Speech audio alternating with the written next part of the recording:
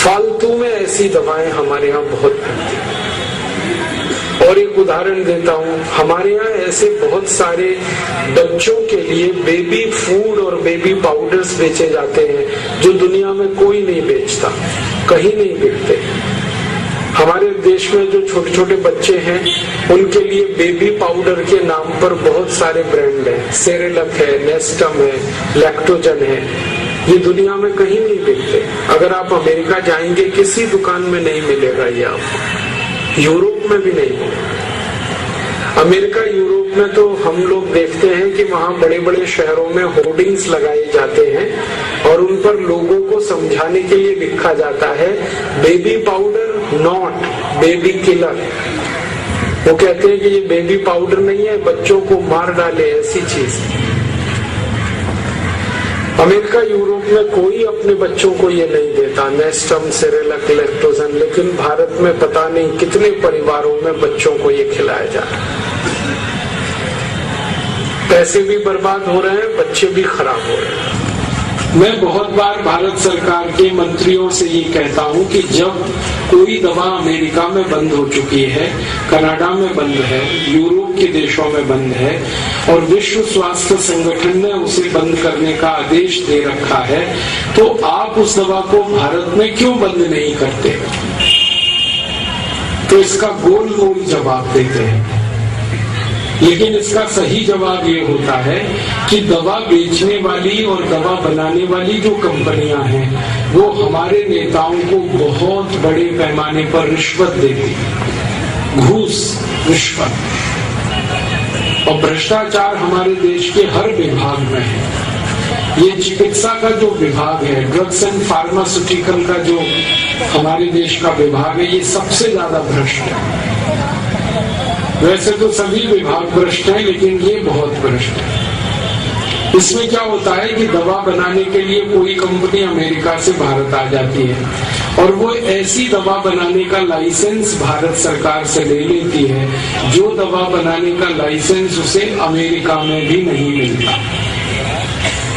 मैं आपको एक पूरा उदाहरण से बात समझाऊंगा। हमारे भारत में एक अमेरिका की कंपनी है, उसका नाम है प्रॉक्टर एंड गैम्बल।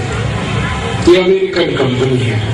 ये भारत में सबसे ज्यादा वो दवा बेचती है जो दवा अमेरिका में न बनाई जाती है न बेची जाती है। उस दवा का नाम है विक्स। विक्स नाम की दवा आप बाजार से खरीदते हैं। इस दवा को अमेरिका में बनाना और इसको बेचना दोनों जुर्म है। अगर अमेरिका में कोई डॉक्टर किसी मरीज को विक्स का प्रिस्क्रिप्शन लिख दे तो उस डॉक्टर को 14 साल की जेल हो जाती है, उसकी डिग्री छीन ली जाती है। कारण आप पूछोगे क्यों? विक्स जो है जहर है। इसे हम बार बार नाक में लगाते हैं सर्दी जुकाम के हिसाब से। आपको मालूम नहीं है ये विक्स आपको दमा कर सकती है, अस्थमा कर सकती है, ब्रोंकियल अस्थमा आपको हो सकता है विक्स बार बार लगाने से।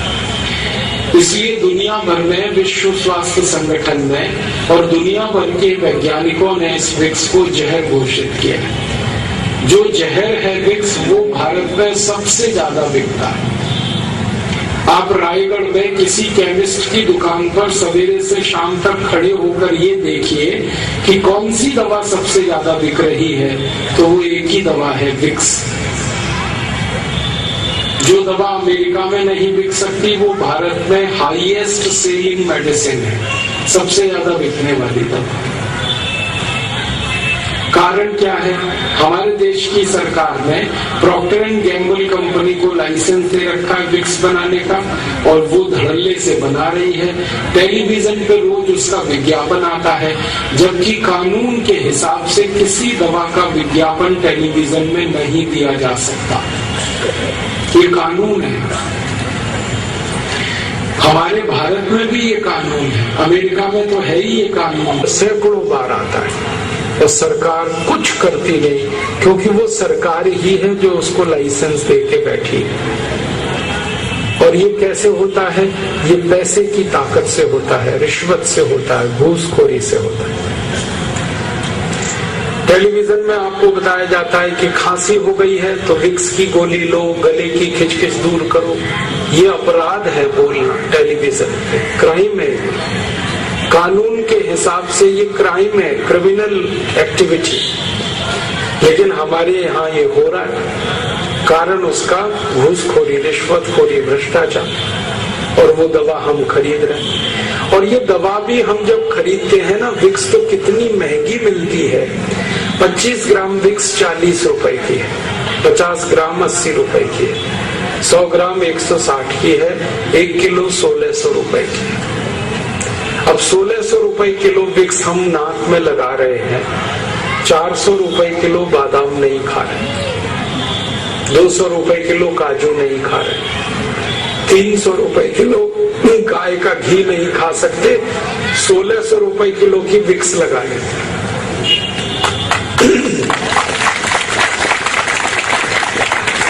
आपको मालूम है ये विक्स बनती किससे है? ये बनती है पेट्रोलियम जेली से।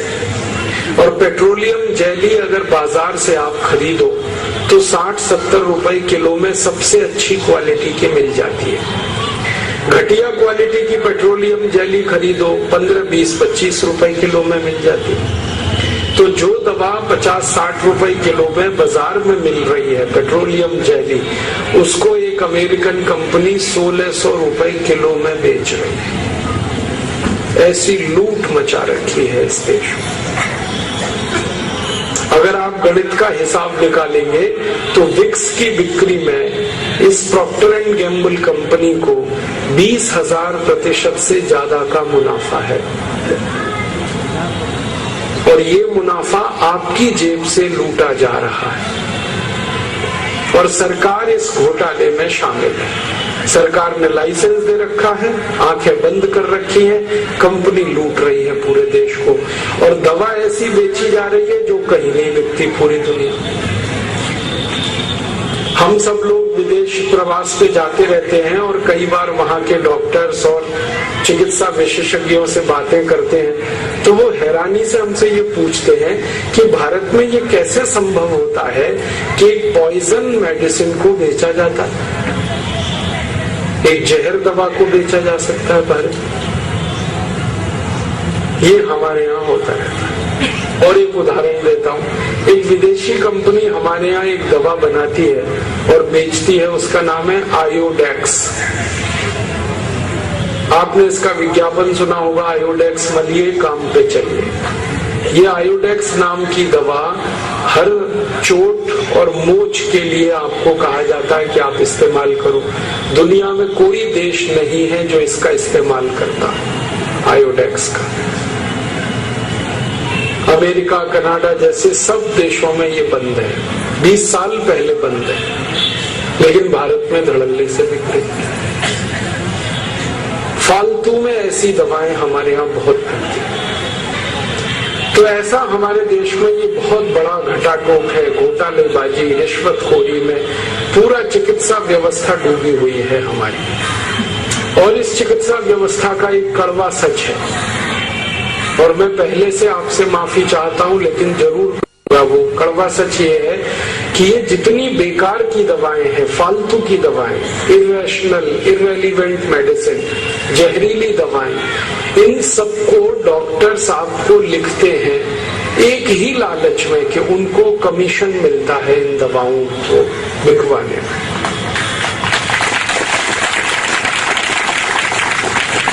हमारे भारत के बड़े बड़े डॉक्टर्स को मैं मिलता रहता हूँ, उनकी जो प्रेस्क्रिप्शन स्लिप है वो मैं इकट्ठी करता रहता हूँ। हमारे पतंजलि योग पीठ में आप जानते हैं कि हर दिन करीब 2-2.5 हजार मरीज आते हैं और उनमें से ज्यादा मरीज ऐसे होते हैं जो अंग्रेजी एलोपैथी के चक्कर में सब बर्बाद करा चुके हैं। किडनी खराब हो गई, लीवर डैमेज हो गया, दमा हो गया, अस्थमा हो गया, अल्सर हो गया, पेप्टिक अल्सर हो गया, अंत में आते हैं हमारे यहाँ।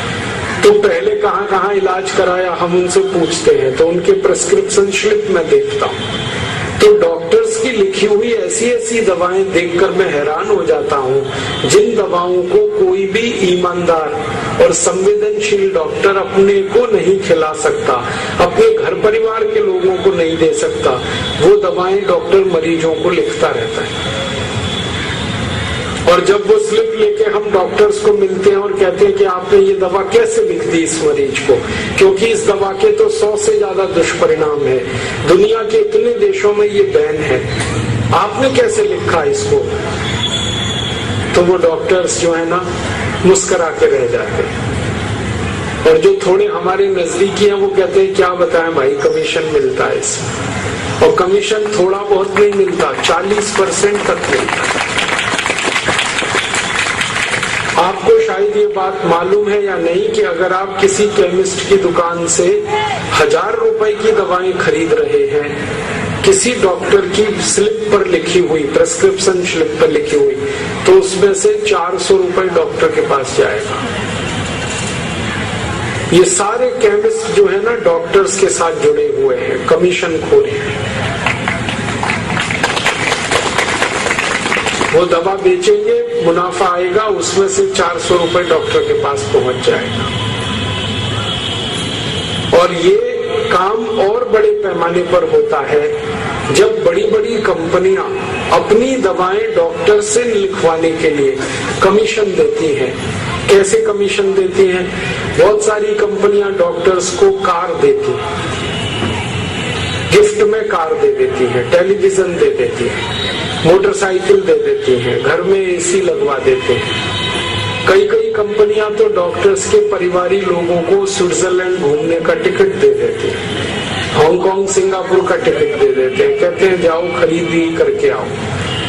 अब वो डॉक्टर जब कंपनी से कार पा जाएगा, स्कूटर मोटरसाइकिल लेगा, उनकी बहुत सारी सुविधाएं लेगा, तो वो तो उनका जल खरीद गुलाम हो गया। अब तो कई कंपनियों ने इतने खराब तरीके निकाले हैं इस रिश्वतखोरी के कि बहुत सारे डॉक्टर्स हैं जिनके बेटे बेटियों की पढ़ाई का खर्च दवा कंपनी देती है, डॉक्टर्स के टेलीफोन का खर्च दवा कंपनी भरती है, डॉक्टर्स की गाड़ी में डीजल पेट्रोल का खर्च दवा कंपनी देती है। तो वो डॉक्टर वही दवा लिखते हैं जिसको कंपनी कहती है, और कंपनी वो दवाएं लिखवाती है जिसमें मुनाफा बहुत हो, और मुनाफा उन्हीं दवाओं में है जो सबसे खराब और रद्दी दवाएं। ये सारा रैकेट ऐसे चलता है। तो इस चक्कर में आप जो दवाएं खा रहे हैं, आप नहीं जानते कि उन्हीं दवाओं से आप और ज्यादा बीमार होते चले जाए। आप नहीं जानते कि कितनी ऐसी दवाएं हैं जो आपके घुटने के दर्द के लिए जिम्मेदार है। जितनी एंटीपायरेटिक और एंटी एनाल्जेसिक मेडिसिन है, ये सब घुटनों का दर्द करती है। आपको गठिया होगा, संधिवात होगा, अर्थराइटिस होगा, ऑस्टियोआर्थराइटिस होगा, रूमेटॉइड अर्थराइटिस होगा, ये सब होता है। कितनी ऐसी दवाएं हैं जो आपको मोटापा लाती है। तो इसलिए मैं आप सभी से एक निवेदन करने आया, विनती करने आया कि आप बीमारी से नहीं, बेईमान डॉक्टरों से बचो। आप बीमारी से नहीं, ये बेकार की फालतू एलोपैथिक दवाओं से